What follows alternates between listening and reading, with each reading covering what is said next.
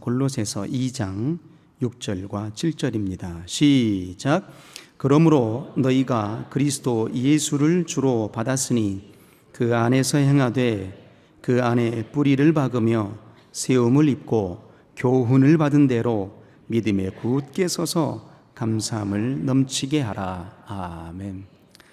오늘 이 짤막한 본문을 가지고 나눌 설교의 제목은 주신 은혜를 넘치게 하라라는 제목으로 함께 은혜를 나눠보고자 합니다. 오늘 이제 본문 7절 하반절에 보게 되면 사도 바울이 골로새에 있는 성도들을 향해서, 모르겠습니다, 저의 느낌은 아주 강력한 어조인 것 같습니다. 나지막한 어조인 것 같기는 하지만 아주 심도 있는 그의 중심을 담아서 이렇게 그들을 향하여서 선언하는 겁니다. 외치는 거죠. 감사함을 넘치게 하라. 어디에서요? 믿음에 굳게 서서 감사함을 넘치게 하라 라고 이렇게 선언해 주고 있습니다. 이 말씀을 우리가 이렇게 받게 될 때 기쁨으로 우리 영혼의 신비에 쑥 들어왔으면 좋겠는데, 전 개인적으로 감사함을 넘치게 하라는 이 말씀의 분량을 받게 될 때 무척 부담스러웠습니다. 아마도 여기 계신 대부분의 우리 가족들도 감사함을 넘치게 하라가 신앙생활의 가장 기본적인 것임에도 불구하고도 감사함을 넘치게 하라 했을 때 이 말씀을 받을 때 내가 감사의 삶을 살아야지 라고 그렇게 감동스럽게 받기보다는 또 감사야, 어느 만큼 감사를 해야 되는데 라고 부담스럽지 않으십니까? 그 이유가 감사함을 넘치게 하라는 이 말씀의 분량이 왜 우리의 심령에 부딪혀오게 될 때 부담스러울까를 되돌아 생각해 보게 되면 이런 거죠. 우리의 삶이 녹록하질 않아요. 우리의 인생이 굴곡진 여정이었거든요. 비바람치고 포구치는 삶이었던 겁니다. 그러함으로 감사할 여유가 없는 거예요. 거기다가 또 하나 놓칠 수 없는, 왜 우리는 이 감사가 부담스러울까? 왜 감사를 잊고 살아갈까 하는 것인데, 우리에게 주신 수많은 은혜와 은총의 역사가 넘치도록 우리에게 펼쳐주셨음에도 불구하고도 그 모든 은혜를 기억해내지 못하더라 하는 거였습니다. 내게 주신 은혜를 잊게 되니까, 내가 받은 은혜를 기억해내지 못하게 되니까 이 감사가 부담스러워지더라 하는 거였습니다. 그래서 우리가 잘 아는 다윗은요, 시편 103편 2절에 이렇게 고백합니다. 자신의 영혼을 향해서 깨우치듯 다그치듯 채근하듯이 이렇게 외칩니다. 내 영혼아 여호와를 송축할지어다. 그 모든 은택을 잊지 말지어다 라고 당신의 영혼을, 스스로의 영혼을 향하여서 되짚고 채근하는 겁니다. 내 영혼아 여호와를 송축하자. 내 영혼아 주께서 허락하여 주신 그 모든 은택을 잊지 말지어다 라고 당신의 영혼을 향하여 채근하고 있었던 겁니다. 우리가 주께서 허락해 주신 은혜를 잊게 되면, 잊어버리게 되면 어떤 일들이 일어나게 될까요? 은혜를 잊어버리는 순간부터서 감사는 사라지게 됩니다. 감사가 사라지는 것으로 족한 것이 아니라 원망, 불평이 우리의 심령 가운데에서 아주 쓴뿌리처럼 올라오는 거거든요. 불평이 자라나기 시작합니다. 원망이 시작되기 시작하게 됩니다. 그래서 그 모든 삶이 어두워지기 시작해요. 하나님께서 허락하여 주신 그 모든 은택을 잊어버리는 순간에 감사는 사라지게 되고, 그 감사가 사라지는 순간부터서 우리 가운데의 불평과 원망과 좌절의 삶이 아주 쓴뿌리처럼 올라오게 되더라 하는 거였습니다. 민수기 11장을 보게 되면 말이에요, 이스라엘 민족이 430년 동안 종으로 살았을 때 전심으로 부르짖잖아요. 하나님, 우리의 고통을 좀 돌아봐 주세요. 우리가 간악자들로부터서 우리가 얼마나 어려움을 당하고 있는지 아시잖아요. 제발 우리를 건져주세요라고 그렇게 간구하고 부르짖게 됩니다. 그리고 모세의 손길을 사용하심으로 하나님께서 그들을 건져내 주시죠. 그리고 그들이 이제 드디어 광야로 나오게 됩니다. 홍해바다를 건너게 되지요. 그 홍해바다를 건너가고 난 이후에 채 사흘 길을 걷지 못하고서도 이스라엘 민족이 광야 속에서 구원함을 얻었던, 구원의 은총을 받았던 그들의 심령이 하늘의 하나님을 향하여서 이렇게 원망하기 시작합니다. 왜 우리에게는 고기가 없습니까? 왜 우리에게는 마늘도 없고 부추도 없고 수박도 없습니까? 차라리 애굽으로 돌아가는 게 낫겠어요 라고 그들이 불평과 원망을 하기 시작했습니다. 왜 불평과 원망이 시작하게 되었을까요? 10가지의 재앙을 보여주셨던 그 놀라운 이적을 잊어버렸기 때문입니다. 홍해바다를 밤새도록 동풍을 일으켜 주셔서 마르게 하사 건너가게 하셨던 그 놀라운 역사를 잊어버렸기 때문입니다. 마라의 쓴물을 단물로 변화시켜 주셨던 그 역사를 잊어버렸기 때문입니다. 그들에게 펼쳐주셨던 그 많은 은혜와 은총의 역사의 세계를 싸그리 잊어버렸으므로 그 원망하는 그날도, 그 새벽에도 하나님께서 만나를 내려주셨거든요. 그럼에도 불구하고도 그 만나의 역사로 만족할 수가 없었던 겁니다. 그래서 그들은 고백하는 거예요. 차라리 애굽으로 돌아가는 게 낫겠도다. 하나님께서 이 원망의 소리를 들으시고 가만히 있었겠습니까? 멈출 수가 없었던 겁니다. 그들을 불질러 버리거든요. 그래서 그곳을 다베라라 하였더라 그랬어요. 불사람을 당하였다 하는 의미예요. 우리의 삶 가운데 은혜를 잊어버리게 되면, 받은 은혜를 잊어버리게 되면 하나님을 향해 원망하게 되는 겁니다. 하나님을 향해 불평하게 되는 거예요. 이제 이번 주 금요일이면 우리가 중추가절, 명절을 맞이하게 됩니다. 1년에 여러 번의 명절이 있죠. 절기가 있습니다. 그 가운데 가장 큰 절기라 하게 되면, 풍성한 절기를 뽑으라 하면 어떤 절기를 뽑게 될까요? 추석입니다. 그래서 우리 조상들은 이렇게 말했죠. 이 추석이 돌아오게 되면 더도 말고 덜도 말고 이 한가위만 같아라 그랬습니다. 왜 그랬을까요? 가을은 모든 풍요로운 결실들이 모여지는 시간들이잖아요.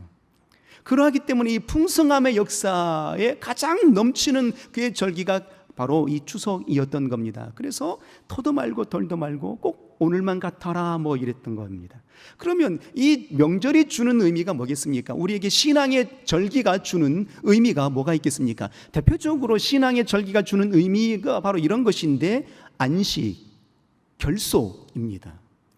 풍요로운 결실을 맺어주시게 하셨어요.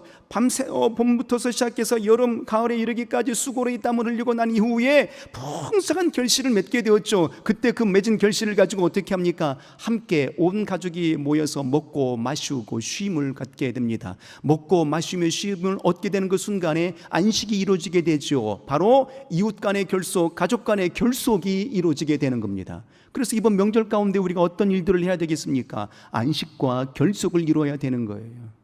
그런데 잘 아시잖아요. 명절에 항상 신문에 나잖아요. 명절 가운데 싸움이 일어나가지고 가족 간에 다툼이 일어나고 형제 간에 다툼이 일어나가지고 안 좋은 일들을 많이 경험하게 된다는 겁니다. 왜일까요? 형제요 고육지친이라는 사실을 잊어버렸기 때문이에요. 욕심 때문에 말이죠. 그리고 한 가지 절기가 주는 또 다른 큰 의미가 있는데 그게 뭘까요? 감사입니다. 하늘에 비를 내려주신 이가 누구이시겠습니까? 늦은 비와 이른 비를 주시는 이가 누구이시겠습니까? 이 곡식들이 땅에서 자라나고 꽃이 피고 열매를 맺게 하신 이가 누구이시겠습니까? 물론 농부가 수고했지요. 땀을 흘리는 건 맞습니다. 그러나 늦은 비와 이른 비를 내려주는 역사는 하나님이 하시는 분량이잖아요. 땅에서 자라나게 하시는 이는 하나님이 하시는 거잖아요. 그래서 감사의 의미가 담겨져 있는 겁니다. 그래서 모세가 애굽에서 이스라엘 백성들을 출애굽시킬 때에 바로 왕에게 선판 고백이 이거였습니다. 내 하나님께서 내 백성을 보내라 하셨다. 광야에서 나를 섬기리니 광야에서 나의 절기를 지키리니 하셨다 이 말입니다. 절기를 지킬 수 있도록 하나님께서 광야에서 희생의 예배를 드릴 수 있도록 그들을 이끌어내셨다라고 선언해 주셨던 겁니다. 절기, 예배 속에서는 안식과 결속과 감사가 있는 겁니다. 그러니까 하나님이 내게 주신 그의 은총과 은혜를 기억할 수 있는 역사의 분량이 절기인 거예요. 감사의 조건을 찾아내는 겁니다. 오늘 본문 속에 이제 사도 바울이 로마 감옥에 이제 갇혀 있습니다. 언제 죽어도 전혀 이상할 것 같지 않은 그런 시기에 있는 겁니다. 그런 와중에 골로새에 있는 성도들을 향해서 서신을 보내는 겁니다. 그런데 그 맥락이 어떤 맥락입니까? 감사할 거리를 찾을래야 찾을 수가 없음에도 불구하고도 오늘 사도 바울은 골로새에 있는 성도들을 향해서 이렇게 선언하는 거예요. 내가 믿음대로 믿음에 굳게 서서 감사함을 넘치게 하라라고 말하고 있어요. 앞을 봐도 뒤를 봐도 좌를 봐도 우를 봐도 감사의 조건을 찾을 수가 없는데 감사하라고 말하고 있는 거예요. 더군다나 골로새에 있는 성도들의 형편이 어떤 형편이었을까요? 안으로는요, 이단의 사상들이 들어와서 아주 혼란스러운 시기였고, 더군다나 유대인들의 계종하에서 믿은 그리스도인들이 있었고, 또 이방신들을 섬기던 자들이 계종하에 믿은 자들이 있었어요. 그러니까 두 사람들이 말이죠, 삶의 방식이 다르잖아요. 그래서 안에서도 내부적으로 충돌과 또 어려운 역경들이 있었던 겁니다. 그럼 밖으로는 어떠했을까요? 예수 믿는 자들이 그렇게 순적한 신앙생활을 할 수 있었겠습니까? 핍박이 아주 거친 시대였거든요. 그러니까 안으로도 어렵고 밖으로도 어려웠던 그런 시기였어요. 예수를 믿는다는 그 이유 때문에 평안의 시대가 열려진 것이 아니라 오히려 요동치는 시대가 열려지게 된 겁니다. 그러니까 오히려 감사할 조건을 잊어버리게 된 형편이었던 겁니다. 그런데 그 와중에 사도 바울은 말하는 거예요. 감사함을 넘치게 하라라고요. 왜였을까요? 우리가 감사함을 향하여서 우리가 고백하게 되는 때는 언제 감사합니까? 기쁠 때 감사를 많이 하십니까? 슬플 때 감사를 많이 하십니까? 기쁠 때 감사를 많이 해요. 좋은 일 있을 때 감사하십니까? 어려운 일 있을 때 감사를 하십니까? 좋은 일 있을 때 감사를 하는 거예요. 왠 줄 아십니까? 우리가 감사를 향하여서 고백하고 감사를 드리고자 원할 때 상대적인 것들을 생각하기 때문입니다. 감사는요, 상대적인 것들 때문에 감사하는 게 아니거든요. 상대성이라는 게 뭐겠습니까? 내가 잘 나가면 감사가 되는 거예요. 반면에 내가 못 나가면 감사를 안 하겠다는 얘기예요. 우리가 기도합니다. 하나님, 내 병을 고쳐주세요 하고 기도했어요. 그래서 병을 낫게 되면 어찌할까요? 하나님 감사합니다라고 감사의 고백을 합니다. 반면에 상대성이라는 것을 접목시키게 되면 어떤 결과가 나오게 될까요? 병 고침받지 못하게 되면 감사할까요? 안 할까요? 안 하는 거예요. 감사는 그래서 상대적인 것들 때문에 하는 게 아닙니다. 감사의 이유 때문에 감사하는 게 아니에요. 그래서 데살로니가전서 5장 16절 이하에 사도 바울은 이렇게 강력하게 선언하는 겁니다. 감사는 상대적인 것이 아니야, 절대적인 것이어야 돼라고 말하는 겁니다. 항상 기뻐해라, 쉬지 말고 기도해라, 범사에 감사하라. 항상 범사에. 이 모든 것들이 무엇입니까? 시간이 어느 때는 좋고 어느 때는 안 좋잖아요. 그러니까 좋을 때만 기도하고 나쁠 때는 기도하지 않고, 좋을 때만 감사하고 나쁠 때는 감사하지 않는 것, 이건 상대적인 거잖아요. 상대적인 것들을 또 올리게 되면 말이죠, 내가 다른 사람과 비교해서 잘 나갈 때에는 감사가 나옵니다. 그런데 나보다도 잘 나간 사람과 비교하기 때문에 어떤 마음이 들죠? 섭섭귀신이 들어와요. 섭섭해지거든요.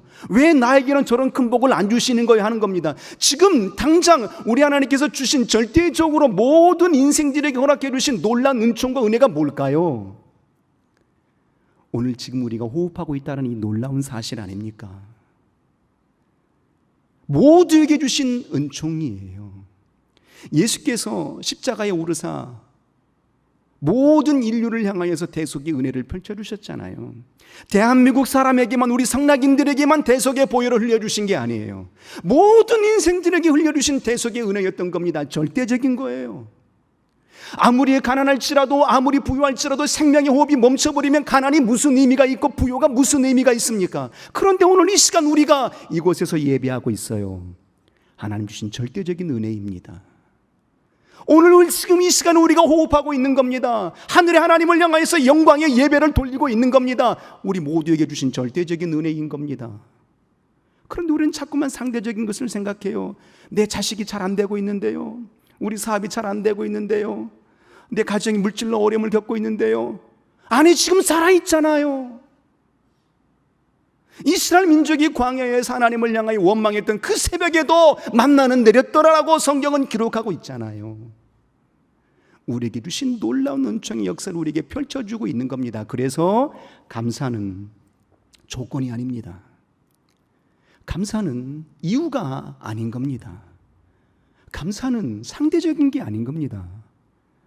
내게 주신 은혜를 떠올림으로 범사에 감사할 수 있는 역사가 필요한 것입니다. 그래서 사도 바울은 말하는 겁니다. 사도 바울도 골로새에 있는 성도들의 형편을 다 알아요. 당신의 형편도 안다 이 말입니다. 그렇지만 내 형편으로, 너희의 형편으로는 감사할 수 없는 형편인 줄 안다. 그러나 감사는 상대적인 게 아니야. 너희가 구원 얻은 그 놀라운 역사가 있지 않니? 우리가 예수 그리스도를 영접한 사실이 있지 않니? 그러므로 우리에게는 감사를 넘치게 해야 돼라고 지금 말하고 있는 겁니다. 자, 그러면 오늘 이 본문 속에서 우리가 받은 은혜는 어떤 은혜일까를 한번 뒤집어 보았으면 좋겠습니다. 일생을 살아가면서 내게 주신 은혜가 뭘까? 이 은혜를 잊지 않고 붙들고 살아가게 될 때 우리는 감사를 넘치게 할 수 있는 거거든요. 그런데 우리에게 주신 그의 은혜와 은총의 역사를 잊고 살아가기 때문에 감사가 우리의 삶 가운데 사라지기 시작해요. 감사가 인색해지기 시작한다고요. 자, 보겠습니다. 내게 주신 은혜와 은총의 역사가 어떤 역사일까요? 자, 우리 6절 우리 큰 소리를 한번 읽어볼까요? 자막 안 나옵니다. 쳐다보지 마시고 성경을 보았으면 좋겠습니다. 자, 자막 안 나오니까 2장 6절 우리 큰 소리를 한번 읽겠습니다. 내게 주신 은총의 역사가 뭘까요? 은혜가 뭘까요? 읽겠습니다. 시작. 그러므로 너희가 그리스도 예수를 주로 받았으니 그 안에서 행하되. 어떤 은혜를 우리에게 주고 계셨습니까? 보세요. 그러므로 너희가 그리스도 예수를 어떻게 했어요? 구주로 모셨으니 그랬어요.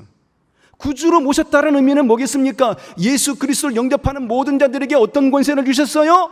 하나님의 자녀가 되는 권세를 주셨어요. 하나님의 자녀는 누구입니까? 하나님의 후사예요. 구원받은 자들이라고요. 곧 다시 말하게 되면 이 말씀을 내가 예수 그리스도를 구주로 영접했으니, 구주로 모셨다는 의미는 다른 말로 바꿔서 말하게 되면 구원의 은혜를 받은 자가 되었으니 라는 거예요.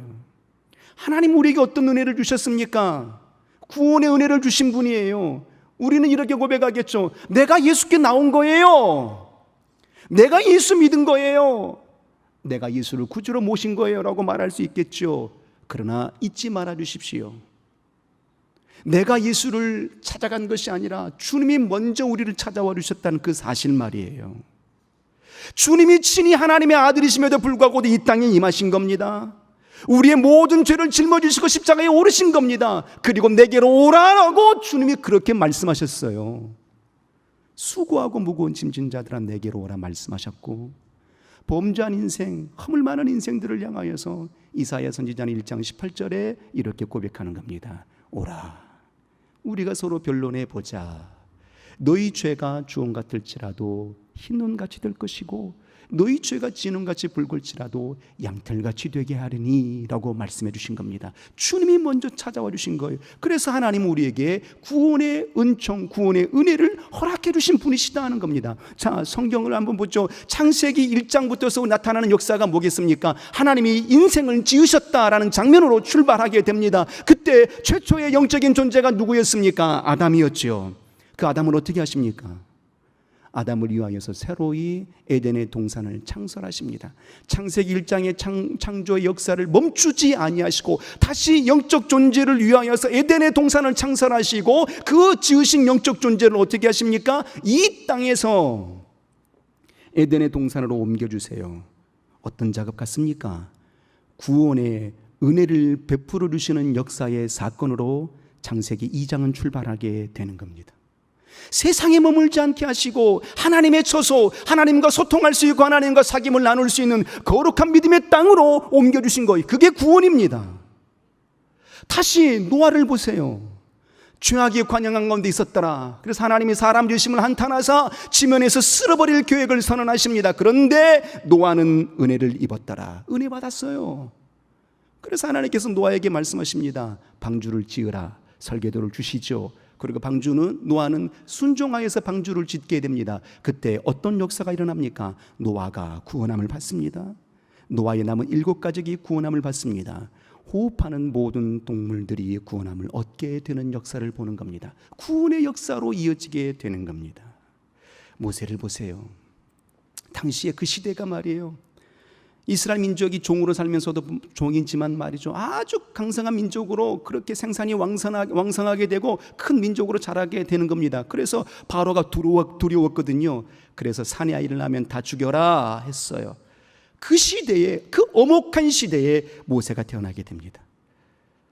사내 아이를 낳았으니까 그의 아버지 어머니 요게벳과 아버지 아므람은 모세를 죽일 수밖에 없는 처지에 놓인 겁니다. 죽이지 않으면 당신들이 죽으니까. 그런데 성경은 이렇게 표현합니다. 하나님 보시기에 아름다운지라. 아들을 보니까 하나님 보시기에 아름다운 거예요. 하나님의 섭리를 이뤄낼 자인 것처럼 보인 겁니다. 그래서 어떻게 합니까? 3개월 동안 아주 지극정성으로 감추어서 키워내게 됩니다. 그리고 난 이후에 할 수 없어서 이제 3개월이 지난 후에 갈대 상자에 모세를 담아서 나일강에 떠내려 보냅니다. 그 떠내려 보내게 될 때에 그가 그냥 흘려 떠내려가고 죽었습니까? 어떻게 했죠? 하나님이 건져내십니다. 그래서 모세잖아요. 물에서 건져내게 되었다. 구원입니다. 구원의 은총의 역사의 세계를 우리는 계속 이어져 오게 되는 겁니다. 모세의 손길을 통해서 그가 장성하고 난 이후에 모세의 손길을 통해서 드디어 이스라엘 민족이 430년 동안 종으로 살던 그의 애굽 땅에서 하나님의 처소 젖과 꿀 이르는 가나안 땅 새하늘과 새 땅을 향하여서 구원함으로 이끌림을 받게 되는 역사를 보게 되는 겁니다. 바로 이 시대의 모든 그리스도인들이 어떤 존재들입니까? 모세예요. 아담이에요. 노아라고요. 하나님은 우리를 건져내시고 구원의 은총을 펼쳐주신 겁니다. 본질상 진노의 자녀였던 우리를 놀라운 생명의 은혜와 은총 역사로 펼쳐주신 겁니다. 그래서 우리의 모든 심령들은 어떤 역사여야 되겠습니까? 이 내게 주신 구원의 은총을 잊지 말아야 되는 거예요. 그런데 한번 되짚어 보게 될 때 날마다 구원의 은총을 감동과 감격으로 살아가십니까? 우리는 말이죠, 내게 주신 이 구원의 은혜에 대해서 너무 터부시 여기는 경향이 있습니다. 구원 값없이 받은 것이라 배웠거든요. 맞지요. 내 노력과 내 힘과 내 능으로 얻어내는 분량이 아니라고 배웠던 겁니다. 그러하기 때문에 구원을 너무 쉽게 여기는 거예요. 그러나 하나님의 입장으로 구원을 한번 보았으면 좋겠습니다. 우리는 예수 그리스도를 예수 내 구주 시인함으로 얻어낸 분량이기는 하지만 이 구원의 은총은 하나님의 입장으로 보게 되면 말이에요, 독생하신 예수 그리스도 아버지 하나님께서 그의 아들을 죽음으로 내모셨기 때문에 우리에게 펼쳐진 은혜였던 겁니다. 하나밖에 없는 아들을 당신이 지은 피조물들의 손길들에 의해서 처참하게 죽음으로 내모셨다 이 말이에요. 그의 죽음의 역사로 얻어낸 결과의 값이 구원이거든요. 은혜였던 겁니다. 그런데 이 주신 은혜와 구원의 은혜와 은총 역사에 대해서 감동하지 않아요. 감격하지 않는다고요. 감사하지 않는다고요. 그래서 우리의 신앙이 흔들리는 겁니다. 그러므로 사도 바울은 말하는 겁니다. 주 예수 그리스도를 구주로 영접하였으니 그 안에서 행하되 그 안에서 뿌리를 깊이 박으라. 믿음이 굳건해지게 되라 하는 겁니다. 그래서 우리 신앙인들은 말이에요, 주님 주신 구원의 은총을 받았으니까 날마다 회개의 문을 통과해야 됩니다. 왜요? 성결의 삶을 살아가야 되니까요. 세상과 구별된 인생의 삶으로 살아가야 되니까요. 나의 삶을 통해서 주가 주되심을 나타내 볼 수 있어야 되거든요. 이게 바로 구원받은 자들의 모습이에요. 은혜와 은총을 넘치게 하는 자들의 모습이라고요. 그런데 나의 삶을 통해서 주가 주되심이 나타내 보이질 않아요. 왜요? 구원의 은총을 잊어버렸거든요. 습관처럼 예배 나오는 거예요. 습관처럼 성경 보는 거예요. 습관처럼 기도하는 거예요. 그 속에서 내게 세미한 음성으로 들려주시는 하나님의 역사하심의 말씀, 그의 구원의 은총과 은택의 역사를 붙들지 못했다라는 겁니다. 그러므로 오늘 이 시간부터서는 말이에요, 이 구원에 내게 주신 구원의 은총을 넉넉하게 붙들 수 있는 아름다운 심령이 되시기를 주의 이름으로 소원합니다. 그리고 다시 7절에 이렇게 고백합니다. 자, 다시 7절 한번 볼까요? 7절, 우리에게 주신 구원의 은총과 또 이 구원의 은혜로 끝나지 아니하시고 또 어떤 은혜를 주셨을까요? 7절 한번 보시겠습니다. 자, 7절 큰 소리로 읽겠습니다. 시작. 그 안에서 뿌리를 박으며 세움을 입어 교훈을 받은 대로 믿음에 굳게 서서 감사함을 넘치게 하라. 교훈을 받은 대로 그랬어요. 교훈이 어떤 의미이겠습니까? 말씀이잖아요. 하나님의 말씀, 그 말씀의 은혜를 우리에게 주신 겁니다. 이 말씀이 어떤 겁니까? 요한복음 1장 1절 이하에 말씀하시잖아요. 태초에 말씀이 계시니라. 이 말씀은 곧 하나님이시니 라고 하셨던 겁니다. 하나님은 무엇으로 존재하십니까? 말씀으로 존재하시는 분이세요. 그 말씀이 우리 속에 쑥 들어오신 겁니다. 그러니까 하나님 자신이 우리 안에 임재하시는데 무엇으로 임재하실까요? 그 말씀으로 임재하시는 거예요. 그 말씀으로 우리에게 주신 거라고요. 그 말씀의 역사가 거저 주시는 게 아니고요, 이 말씀이 우리에게 펼쳐주시는 놀라운 은혜인 겁니다. 매주마다 듣는 말씀이기 때문에 그냥 말씀인가 보다라고 이렇게 여기지 않겠습니까? 그렇지 않습니다. 하나님 자신의 역사가 이 말씀 속에 담겨져 있는 겁니다. 할렐루야. 그래서 어떤 이는 이 쏟아지는 이 선포의 메시지를 듣고 하나님이 내게 주신 말씀입니다라고 받는 이가 있고요, 어떤 이는 이 말씀을 가지고 왜 나를 까는데 이렇게 얘기하는 분도 있는 거예요. 하나님의 말씀으로 받느냐, 사람의 소리로 듣느냐가 달라지는 결과의 몫인 겁니다. 그래서 시편 1편에 150편을 여는 그의 첫 관문에 가장 큰 감동스러운 장면이 시편 1편의 장면인데 어떻게 시작합니까? 여호와의 말씀을 즐거이 묵상하며 라고 기록하고 있는 겁니다. 복 있는 사람은 악인의 길을 좇지 아니하며 오만한 자리에 앉지 아니하며 여호와의 말씀을 즐거이 묵상하는 자로다. 그가 시절을 쫓아서 과실을 많이 맺느니라 라고 그렇게 말하고 있는 거예요. 무엇을 즐거이 묵상한다고요? 주의 말씀을 말이에요. 주의 주신 말씀을 즐거이 묵상하는 것, 곧 말씀의 은혜를 깊이 상고하는 자들 속에 풍성한 복이 임하신다라고 역사하시는 겁니다. 그러므로 우리의 모든 삶은 어찌해야 될까요? 내게 주신 말씀이 넘치도록 해야 되는 거예요. 내게 주신 말씀의 은혜를 놓쳐서는 안 된다 이 말입니다. 모세가 죽습니다.